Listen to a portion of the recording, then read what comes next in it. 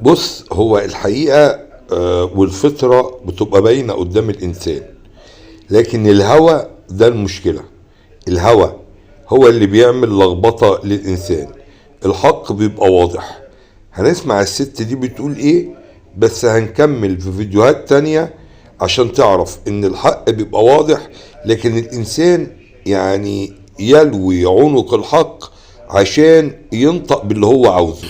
الأول هنشوف بولس الثانية، تسالونيكي الثانية 2، تسالونيكي الثانية إصحاح 2. الإصحاح 2 بيقول إيه؟ ونقرا بقى بفهم، يعني شوية فهم كده ربنا عطهم لنا. ثم نسألكم أيها الإخوة من جهة مجيء ربنا يسوع المسيح واجتماعنا إليه. إحنا لازم إحنا بنقول كلمة ربنا نفهم إنه معانا سيدنا يعني إيه؟ يعني سيد كل بني البشر وكل الأنبياء. هو السيد اللي هو الرب جعله السيد علينا، لكن مش معناه كده إن هو السيد الرب حاجة والسيد علينا حاجة تانية.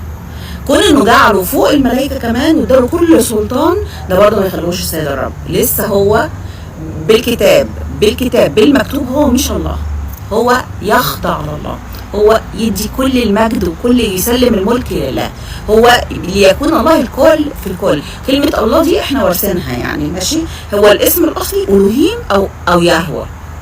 الله حتى مش صعبه قوي، يعني ما تزعلش قوي من كلمه الله وتحس ان انت اتحمقت عليا. كذا حد اتحمق عليا وقال لي انت بتقولي اله اسم اله وثن، طب ما جاد اسم اله وثن.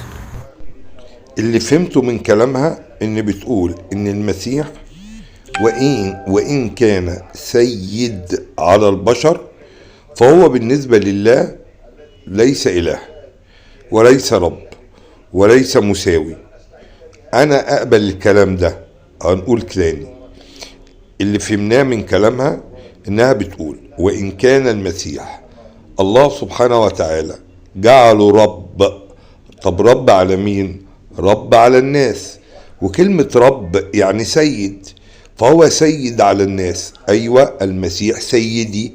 أنا هو مسلم بقول المسيح سيدي، والأنبياء كلهم أسيادي فوق دماغي. لكن هل هو سيد على الله زي ما هي بتقول؟ لا، وأنا موافقها تماما.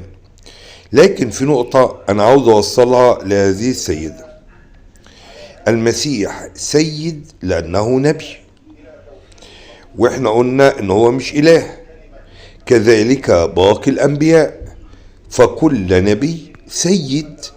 ما هو لما ربنا سبحانه وتعالى الخالق يبعث رسول من عنده بشريعة، واحنا يجب علينا طاعة الرسول، فالطاعة يعني المطيع يبقى بالنسبة للطائع، يبقى الطائع بالنسبة له سيد. هنقول معلش الحتة دي تاني، الطائع بالنسبة للمطيع سيد.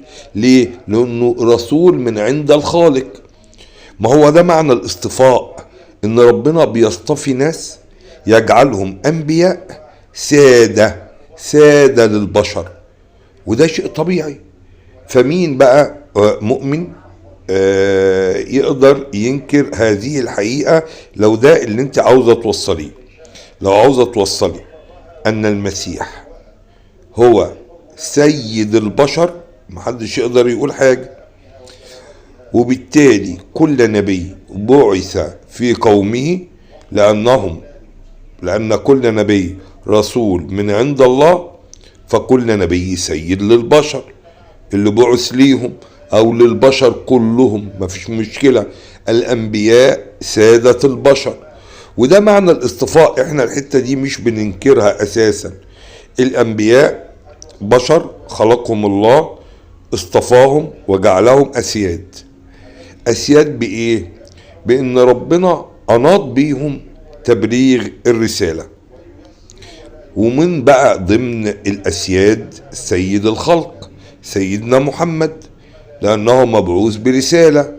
وقبله بقى سيدنا موسى وسيدنا نوح وسيدنا إبراهيم وسيدنا آدم وكل هؤلاء الأنبياء. جميل جدا، جميل جدا. يبقى الناس اللي فاهمة إن المسيح إله مساوي للآب، لا، فهم خاطئ، إلا إذا كنت تقصد من كلمة إله معنيين.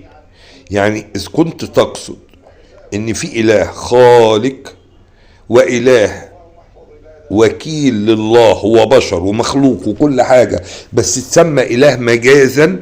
وهنا بقى نقعد بقى نلعب في الأسماء. يعني أنت سميه زي ما أنت عاوز تسميه، عاوز تسميه إله صغير سميه، ماشي. هو المشكلة بقى مش في التسمية، هو المشكلة هل اللي انت سميته ده مساوي للخالق؟ هنا يبدأ الشرك. طب هل انت قاصد بيه بكلمة إله في لما توصف بيها سيدنا عيسى انه هو سيد؟ ماشي، بس الأسماء هتعمل لخبطة وهتبقى مدخل من مداخل الناس اللي عاوزة تحرف، لان مش كل الناس لما بتقرا بتستوعب دلالة الكلمة جوه السياق. هتلاقي ده اله وده اله فهيسووه ببعض، وده اللي حصل. فالاحسن نعمل ايه بقى؟ نسمي الكل باسمه. الخالق هو الله. طيب واللي مبعوث واللي جاي بشريعة رسول. خلص بقى الحكاية، بدل ما نقعد نتخانق في الأسماء ونقعد نقول بقى نجيب النص ويا بنفهم النص. وبعدين هو في نصوص في الكتاب المقدس يعني قاطعة، لما ربنا سبحانه وتعالى يقول زي ما انتم بتقولوا عندكم في الإنجيل، يعني مش انتم بتقولوا ربنا هو اللي قال الكلام ده، أن يعرفوك أنك الإله الحقيقي وحدك، على لسان يسوع. أن يعرفوك أنك الإله الحقيقي وحدك. أنت عاوز إيه؟ يعني بعد كلمة وحدك عاوز إيه؟ حتى يا أخي لو أنت مقلق شوية من العبارة تممت بعبارة أخرى عشان تقطع الشك. ويسوع الذي أرسلته. يا عاوز إيه تاني بعد كده؟ بص، يعرفوك أنك الإله الحقيقي وحدك ويسوع الذي أرسلته. خلاص بقى النص واضح، ماشي. ده بيقول لك ويخضع الكل لله. الكل يخضع لله، المسيح يخضع لله. لو كان يسوع زي ما هو في مفهومك إله مساوي للآب، طب ازاي إله يخضع لإله؟ فكر من هذا المنطلق. وأنا بدعي إن السبب الرئيس في اللخبطة دي فوق التحريف إن بجد يعني الصديق المسيحي لا يقرأ كتابه. ده الصراحة لو قرأ وفهم النص حتى في ظل التحريف هيصل إن المسيح إنسان.